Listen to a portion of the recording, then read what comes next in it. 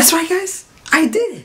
I don't give a fuck. I bought 4 shirts of these. I couldn't go without doing a spoiler review on Guardians of the Galaxy because there were so many things that I left out in my review that I was like, you know what, I want to go in depth with it, but that will be going into spoiler territory, so why not do my very first spoiler review for Guardians of the Galaxy. Before I go into my Guardians of the Galaxy spoiler review, I just want to say this. Guardians of the Galaxy made $94 million on its opening weekend. Let me tell you something.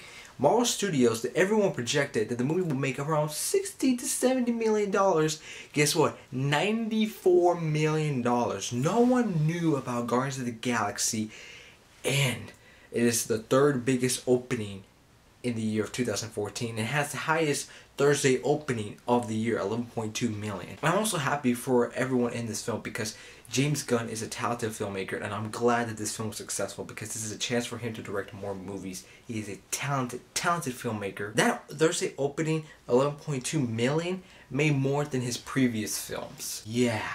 It's good that he is finding success, and I'm glad that Chris Pratt, Dave Bautista, Zoe Saldana, and everyone else in this movie, this gives him a chance to finally get that big star power that they truly deserve. I mean, Chris Pratt, this is his chance to be a leading man. He shows that he can lead a movie, and how he's going to lead Jurassic World.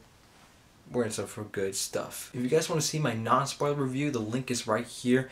I made a non-spoiler review, so if you want to check that out, click the link. So the movie right away starts at Earth 1988, and we see Peter Quill, Star-Lord, when he was a child. And you see he's listening to his mixtape, and then we see, a scene that I was very surprised by and was not expecting, him and his dying mother. It's a very dramatic scene, and his mother's like, hold my hand. He doesn't even want to hold her hand. And in that moment, she dies and is like, oh, that sucks. Then after his mother dies, he runs off into the woods. You know, he's sad, and then a spaceship picks him up.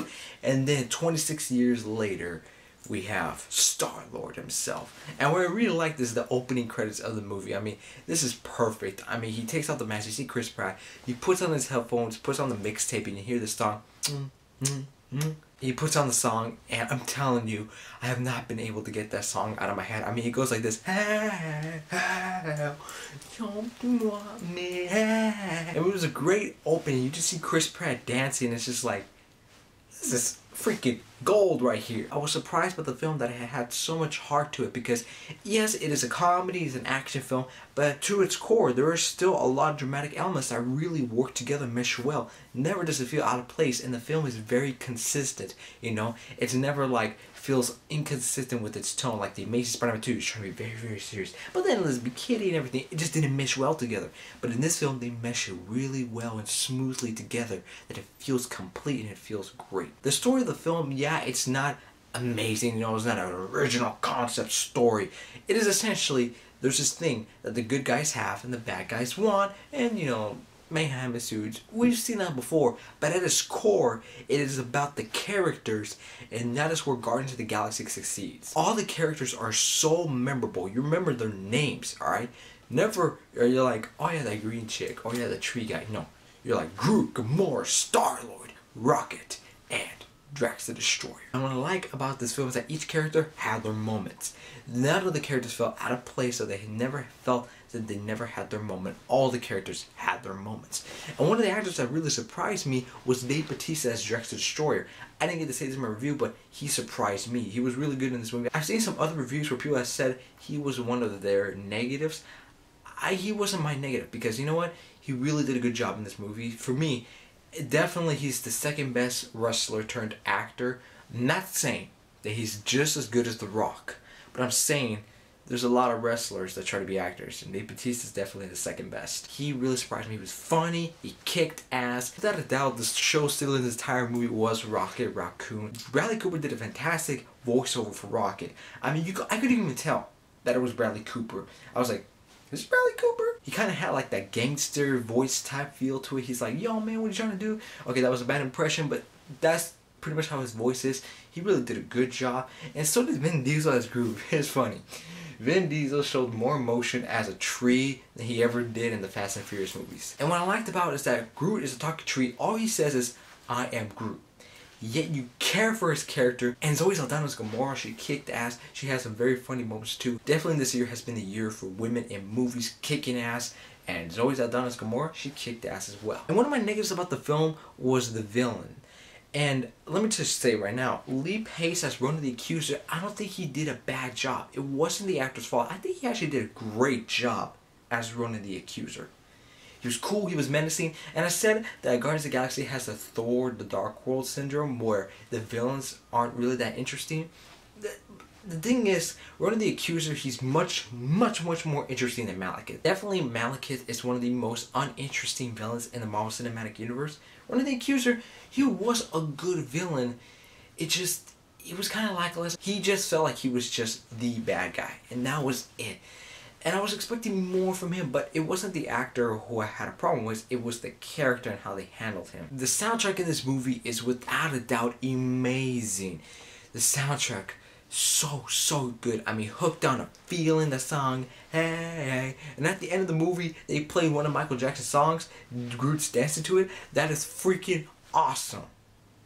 One of the, without a doubt, the best soundtrack of the year. I was also surprised by Michael Rooker's character Yondu. I was like, he's probably not going to have that much to do in the movie, but he has a lot of scenes in this movie that I thought he was going to have.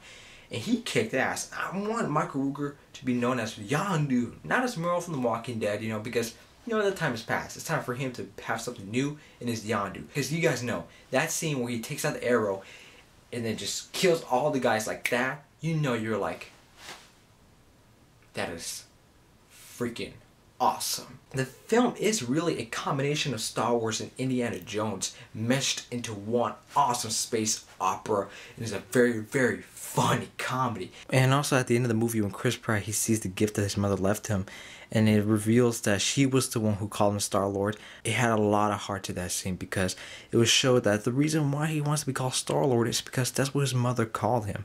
And I felt that it was a really nice addition to the drama of the film. It worked really nice.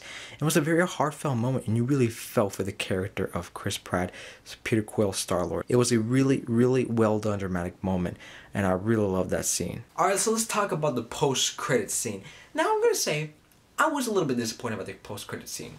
I was expecting something to seem to lead up in the Avengers 2, or something for Ant-Man, or something like that. But we got Benicio del Toro as the Collector, him and his explosions, because remember that scene where the girl, she tries to get the Infinity Stone, but it blows up the Collector's shop? You see him right there, he's drinking beer, and the Cosmo, the dog, comes in and is licking him. And the guy's like, why you let him lick you in the face like that? And you see Howard the Duck.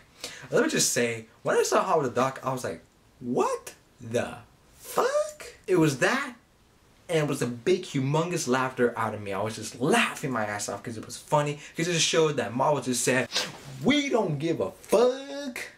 Your move, DC. Not a DC hater, but I'm just saying Marvel right now has the upper hand. I was disappointed by it, but also it was a funny post-credit scene, and I felt that it's really unfair to rely on Guardians of the Galaxy to show footage of the next Avengers film. Yeah, it would have been cool, but hey, it's a new known property, and I felt that they shouldn't have pressure to do that.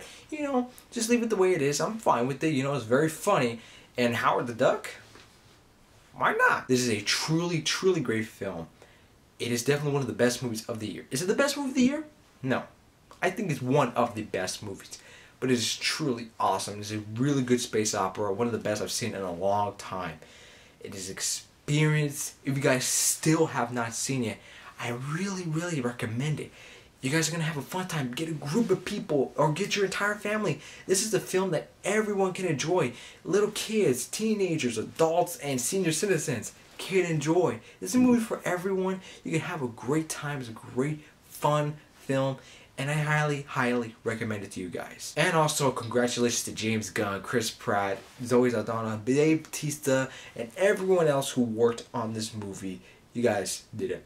Fucking awesome job. So that is my spoiler review for Guardians of the Galaxy, guys. Thank you so much for watching my video, and have a nice day.